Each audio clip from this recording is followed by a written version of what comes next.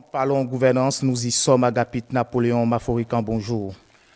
Bonjour Mathieu, bonjour à tous nos téléspectateurs sur les différentes plateformes. Merci. Vous parlez bien évidemment de plateformes. Retrouvez-nous, mesdames et messieurs, sur l'ensemble de nos plateformes digitales, notre site internet www.etelebenin.com, notre page Facebook ETélé en direct, notre compte Twitter ETélé Live, notre chaîne YouTube ETélé Bénin et en direct via notre application iOS et Android ETélé Bénin. Mardi 28 février 2023, nous allons parler de la Constitution, bien évidemment, du Bénin, notamment la place de l'article.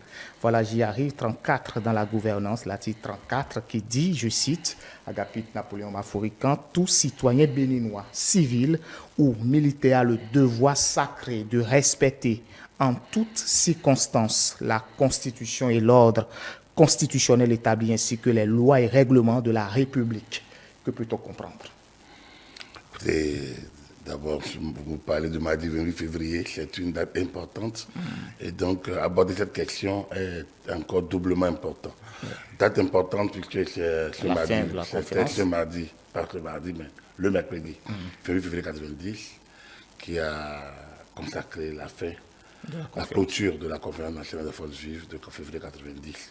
Et puisque ma devise, la logique, en tant qu'intellectuel béninois engagé, ma devise, je pense que j'essaie de partager avec un certain nombre de compatriotes et peut-être de personnes et autres, c'est que nous ne devions plus nous retrouver dans les circonstances qui nous ont conduits à la conférence nationale. Et donc, nous ne devons plus nous retrouver dans l'émotion de ce mercredi 28 février 90. Nous ne devons pas nous retrouver dans cette manière de vivre, dans cet état d'esprit que nous avons eu. C'est vrai, le dénouement heureux de la conférence nationale, ce mercredi 28 février 90, a fait plaisir à tout le monde et a soulagé le peuple. Et on a autant tout l'expression historique conférence nationale, acquis historique. Oui, mais on est passé par tous les états d'esprit. On est passé par tous les états d'âme. Jusqu'au dernier moment.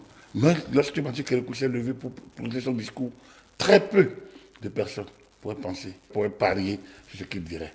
Même Monseigneur de Sousa, dans son mot de clôture, pesait chaque phrase, chaque mot, les pesait, les sous-pesait, parce qu'on ne pouvait pas savoir ce qui allait arriver. Un peuple ne peut pas vivre ainsi. On ne peut pas. Donc, la Constitution qui est issue de ces États généraux, la Constitution, la loi 1990-032, donc du 11 décembre 1990, portant Constitution de la République du Bénin, est révisée par celle de 2019, la loi 2019-45 du 15 novembre 2019, portant révision de la loi 90, 32 du 11 décembre 90, portant Constitution de la République du Bénin, devrait être pour nous une brevière. C'est notre livre saint à nous, nous Béninois. Si on est des chrétiens, on est des musulmans, on est des croyants, on vénère presque la Bible, la Sainte Bible, on récite les sourates du Coran. Peut-être, je ne connais pas s'il y en a qui appliquent la Torah ou autre.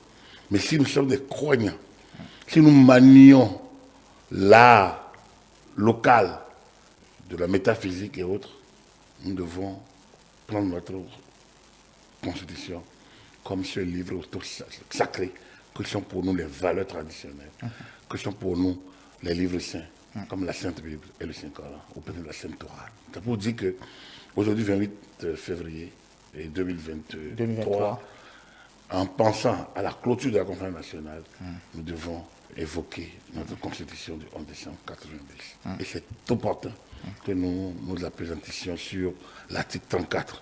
Un des articles les plus violés. Et par qui? Par l'establishment.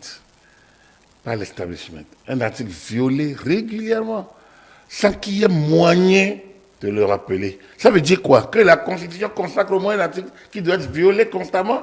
Il y a quelque chose qui tourne mal. Et qu'est-ce qui ne va pas? L'article dit, tout citoyen béninois, civil ou militaire, a le devoir sacré C'est un devoir, mais non seulement un devoir, mais un devoir sacré de respecter la Constitution et l'ordre constitutionnel. Donc, la Constitution et l'ordre constitutionnel, ainsi que les lois et les règlements de la République. Alors, mais tout est dit. Tout est dit avec que nul ne peut, on dit tout citoyen béninois, civil comme militaire. Donc, nul ne peut être au-dessus de la Constitution, de l'ordre constitutionnel, des lois. Et l'ordre constitutionnel, c'est le dispositif en place actuellement. L'ordre constitutionnel, c'est le président de la République, c'est le Parlement et ses membres, c'est les institutions de la République, c'est l'État en fonctionnement sur la base de la Constitution de 11 décembre 1990, révisée en novembre 2019. C'est ça l'ordre constitutionnel.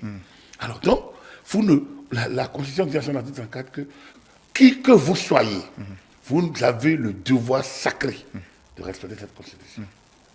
Non seulement cette Constitution, mais l'ordre qu'elle établit, ainsi que les lois et les règlements de la République.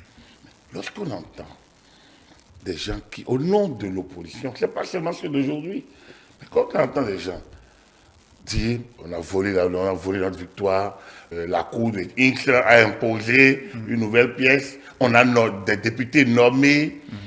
Alors, quand vous écoutez des choses comme ça, moi je ne crois pas à la justice de mon pays, la justice est téléguidée, la justice de Patrice Talon, la justice de... Quand vous entendez ces choses, vous vous demandez, mais à quel moment ceux-là, qui sont des commis de l'État, qui sont des agents publics, qui sont rémunérés parfois, qui perçoivent des émoluments, parce qu'ils exercent d'une manière ou d'une autre des fonctions publiques, où ils l'ont exercé, à quel moment ils doivent être rendus responsables du respect, donc de ce devoir sacré, qui est de respecter la Constitution, l'ordre constitutionnel, ainsi que les lois et les règlements. Voilà toute la question, qui est telle qu'elle se pose. Ça s'impose à nous qu'à partir du moment où nous sommes sous le joug de la Constitution de 1990, révisée, nous ne pouvons pas nous y soustraire.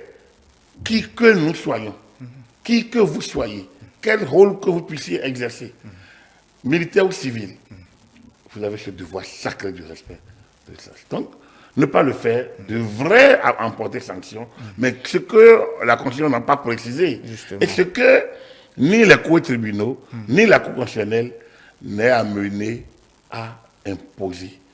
Et c'est dommage, parce que ça crée une sorte d'un état d'impunité de hauts responsables qui peuvent dire n'importe quoi sur la Constitution et sur les institutions, parce qu'eux, ils sont dans l'opposition. Et quand on est dans l'opposition, on peut tout dire, parce que la loi, pratiquement, c'est comme si la loi instaure une sorte d'exception de juridiction pour les membres de l'opposition. C'est-à-dire, on ne les poursuit pas, on ne les condamne pas, on ne fait rien.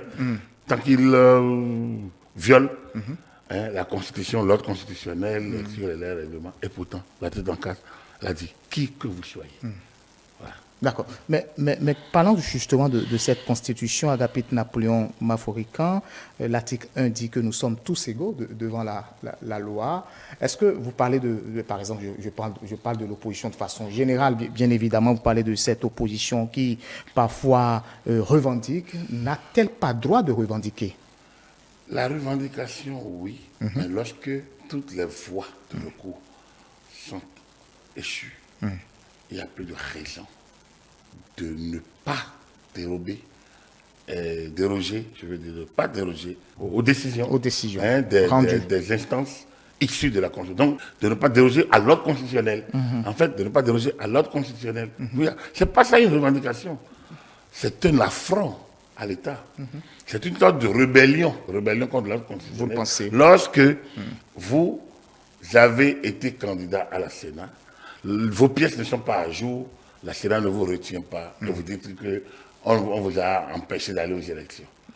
C'est vous qui devez être poursuivi pour non-respect, pour volonté délibérée, pour rébellion à l'article 34 de la Constitution. Normalement, on devrait vous poursuivre de fait. Donc, de rébellion à l'article 34 de la Constitution. Quand on dépose, on donne son quitus, son récépissé. Non, il ne reçoit pas le récépissé. Normalement, celui qui dépose son dossier, il est incomplet. Par exemple, incomplet alors que la Cour ne permet pas de déposer des dossiers incomplets. Ceux qui déposent un dossier incomplet, en principe, devraient être sanctionnés. Parce qu'il sait que le dossier ne devrait pas être incomplet. On ne doit même pas lui donner quitus. On ne doit même pas lui permettre de revenir. Un dossier doit être complet lorsque vous allez aux élections. En principe, celui qui est débouté devant la Cour constitutionnelle Justement. et qui s'attaque à l'institution, pour l'appeler institution aux ordres, celui qui est débouté par la Cour suprême, ou une des chambres de la Cour suprême, la Cour des comptes, et qui, au lieu donc de prendre acte, s'en prend à l'institution, doit pouvoir être poursuivi normalement. Celui qui perd une élection régulièrement organisée, dans les conditions normales, où tout le monde a eu droit, en tout cas où les conditions, tous les différents principes équitables d'une élection équitable, d'une élection plurielle, d'une élection ouverte, d'une élection démocratique, si ces principes sont réunis et que vous perdez, et que vous n'allez pas au voie de recours, vous préférez aller par la presse pour appeler à la rébellion, à la violence, pour dire que c'est vous qui avez gagné, vous êtes en rébellion contre l'article 34 de la et Constitution. ainsi de suite. Il y a beaucoup de dates. Moi, quand j'ai dit, mais j'écoute des députés qui disent, ah non, moi, la justice de mon pays me fait honte, moi je ne crois pas à la justice de mon pays. Mais il est en rébellion. Il est en rébellion. C'est vrai, hein? On peut tout dire de la justice, on peut tout dire de la presse, on peut tout dire de je ne sais pas quoi, du système sanitaire. C'est de chez nous. On doit interroger, on doit respecter ces instances parce que c'est nos instances régulièrement mises en place dans le cadre des lois de la Constitution. Et donc, on ne peut pas imposer sa propre volonté dans un régime de démocratie pluraliste. D'accord. Je voudrais vous inviter je voudrais avoir votre lecture sur, par exemple, cet acte posé par exemple, par les démocrates à l'Assemblée nationale, où les démocrates, visiblement ou naturellement, se sont retirés parce que ce parti estime quand même qu'il y a eu de 2 poids 2 mesures dans l'élection des différentes commissions à Agapit Napoléon Maforican. Est-ce que ce n'est pas de leur droit? Là, il n'y a pas rébellion. Là, il y a une manière peut-être d'interpréter les textes. D'accord. Et donc, le parti a utilisé un des voies qui lui paraissent nécessaires. Dans le cas d'espèce, le parti a renoncé à un droit qui lui est connu. Enfin, les députés de ce parti ont renoncé à leur prérogative de siéger, à leur droit. Donc, lorsque vous renoncez de plein droit à des prérogatives, à des droits qui vous sont concédés, là, vous ne pouvez vous en prendre qu'à vous-même. Là, ce n'est pas... Là, il n'y a pas à vous y contraindre. D'accord. Sauf peut-être aller à l'école, sauf un certain nombre de droits fondamentaux, impératifs. Hein, voilà, donc le droit injonctif. Le droit injonctif. Alors, si ce n'est pas ça, vous êtes libre quand vous avez des droits de choisir de ne pas en jouir. Oui, Ça, c'est votre personnalité, c'est peut-être votre lecture du moment. À renoncer à ses émoluments en tant que président de l'Assemblée nationale. Justement. Il l'a fait 2 fois, en 91-95 et en 99-2003. Donc, il ne l'a pas fait la 3e fois. En tout cas, il ne l'a pas dit. Mais en renonçant de plein droit à ses émoluments, mais il n'a commis aucune faute. Donc, ce dont nous parlons ici, ce n'est pas renoncer à ces... C'est prendre position contre les institutions de la République, prendre position contre les lois de la République, prendre position contre l'ordre constitutionnel établi. C'est là qu'il y a problème. Donc, il n'y a pas de problème. Lorsque les gens commandent, c'est critique. Surtout l'alternative, là, on n'est pas dans le rébellion. Il n'y a aucune rébellion là. On doit quand même savoir discerner les choses. D'accord. Voilà. Agapit Napoléon Maforican, je ne sais pas si vous avez encore quelque chose à dire, votre mot de la fin. Non, il n'y a pas de mot de fin. Il y a un appel.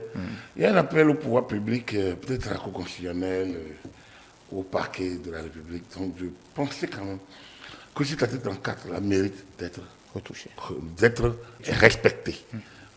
Respecté par justement l'établissement. Parce que ça, c'est un article globalement écrit pour ceux qui dirigent le pays, à quelque niveau que ce soit, de petit niveau administratif au grand niveau politique. C'est ça. Tout citoyen béninois, civil ou militaire, a le devoir sacré, en toutes circonstances. Donc, a le devoir sacré de respecter, en toutes circonstances, la Constitution et l'ordre constitutionnel, ainsi que les lois et règlements de la République. quand vous entendez ça, normalement, ça doit tonner dans votre tête. Vous devez peser vos mots, les sous-peser, en usant de votre légitime droit à la critique, de votre légitime droit à l'alternative, de votre légitime droit à l'opposition, de votre légitime droit à refuser la pensée unique. Vous devez sous-peser les mots pour ne pas tomber sur le coup de cet article. Et lorsque vous tombez sur le coup de cet article, vous devrez être fier d'en répondre. C'est un digne béninois et un digne africain. Vous devez être fier donc, de répondre de vos actes devant la loi.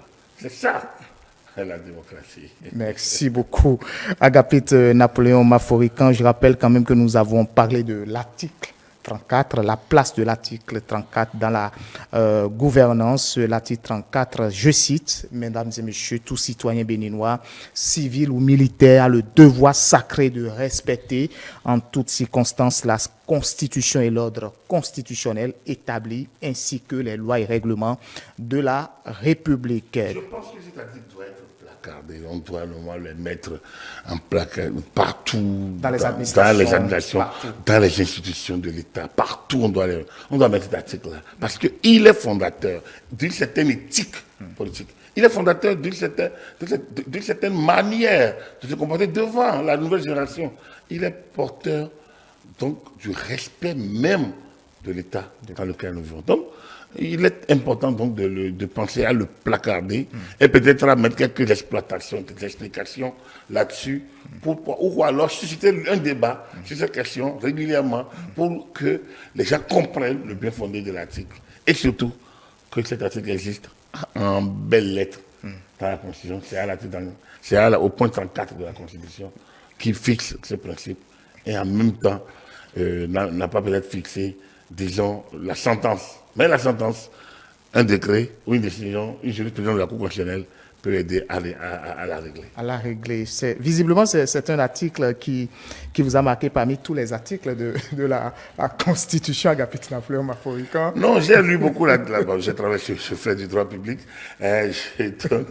J'avoue que cet article m'a beaucoup marqué, effectivement.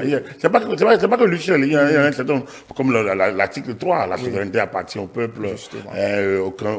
Nul ne peut s'en réclamer, aucune association, dont ne peut s'en réclamer. Et cette souveraineté s'exerce lors des référendums ou pendant les élections. Par exemple, quand c'est dit ainsi, et quand je vois des individus dire voilà, que le peuple a rejeté, nous sommes le peuple, nous parlons au nom du peuple, on dit mais non, seuls parlent au nom du peuple, ceux qui sont régulièrement élus. Les députés, d'abord le président de la République, les membres de l'Assemblée nationale, les membres des conseils communaux et municipaux, voilà les chefs les autorités, les chefs de village et de quartier de ville. Eux sont élus par le peuple, ils parlent au nom du peuple. Il y a des corps constitués, des ordres de profession, que ce soit les corps de justice et les autres corps qui sont assimilés, qui sont autour, pas assimilés, qui sont autour. Donc, il y a les magistrats et il y a les avocats. Bon, donc, le magistrat juge, par exemple, le juge, il prend ses décisions au nom du peuple béninois, ainsi de suite. Donc, le procureur vous poursuit au nom de la société. Donc, au nom du peuple béninois, toujours, il vous poursuit. Donc, en dehors de ces cas, il y a beaucoup d'autres articles dans cette... on va y revenir, sur lesquels on doit revenir. Justement. Mais il y a peut-être un sur lequel il est bon de revenir aussitôt, le plus rapidement, c'est le 35. Justement. Parce qu'il fait corps au 34. En fait, nous sommes dans la série des devoirs. Vous voyez, nous sommes dans la série des devoirs. Parce qu'on évoque beaucoup plus les droits que les devoirs. Et donc, ces articles-là, ce n'est pas seulement... C'est une série d'articles, une trentaine d'articles, globalement, donc qui évoque un certain nombre quand même de devoirs auxquels on est soumis. Donc, je pense que lorsqu'on parle de devoirs, on parle de droits. Lorsqu'on parle de droits, on parle de devoirs. Les deux doivent être liés, les deux sont liés dans la Constitution. Les deux procèdent donc des premiers articles de notre Constitution. L'article 35, lui, s'adresse beaucoup plus aux personnalités qui sont chargées donc, par l'état de mission. Donc, ici, c'est pour tout le monde. Tout citoyen béninois, civil ou militaire. L'article 35, on va y revenir, ça plutôt s'adresse aux communes de l'État. À demain pour un nouveau numéro. Mais, mesdames et messieurs, retenez que vous pouvez nous retrouver sur l'ensemble de nos plateformes digitales, notre site internet www.etelebenin.com, notre page Facebook ETélé en direct, notre compte Twitter ETélé Live, notre chaîne YouTube ETélé Bénin en direct via notre application iOS et Android ETélé Bénin ETélé avec vous pour vous. Retenez